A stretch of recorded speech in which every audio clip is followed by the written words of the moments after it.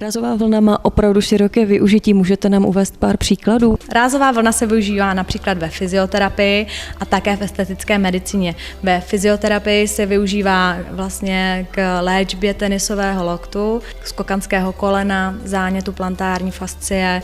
Dále se využívá rázová vlna také k léčbě chronických bolestí zad. A v estetické medicíně se rázová vlna používá zejména k redukci celulitidy. Je to jedna z nejúčinnějších metod k redukci celulitidy vůbec a také ke stimulaci lymfatického systému, zmenšování objemu problematických oblastí, zlepšení vzhledu jizev, astrí a tak dále. A jak přesně funguje, opět jenom stručně a pokud možno pro laika?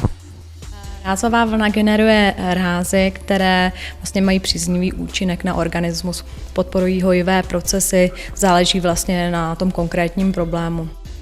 A jak dlouho trvá jedna procedura a jak často je potřeba ty procedury absolvovat? Jedno ošetření trvá maximálně 30 minut a co se týče vlastně těch estetických zákroků, ta redukce celulitidy je vhodné, aby zákazník docházel 2krát v týdnu minimálně na 6 ošetření a při léčbě například toho tenisového loktu nebo zmrzlého ramene stačí jednou týdně, ale také by se mělo docházet minimálně na 5 ošetření. Tak my jsme zmínili následky sportovních aktivit a taky bolesti zad. Je možné, aby rázová vlna nahradila rehabilitaci? Ano, je to i prokázáno. Opravdu výsledky rázové vlny jsou vynikající a daleko lepší v některých případech samozřejmě i než rehabilitace a masáže.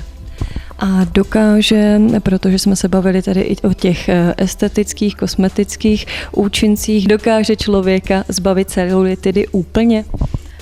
Ano, opravdu dá se vyhladit ta pokožka úplně maximálně, avšak celulitida není nevratný proces, takže je to například to vydrží půl roku až 1 rok.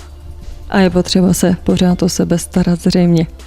A jak tady často na rázovou vlnu je nutné docházet?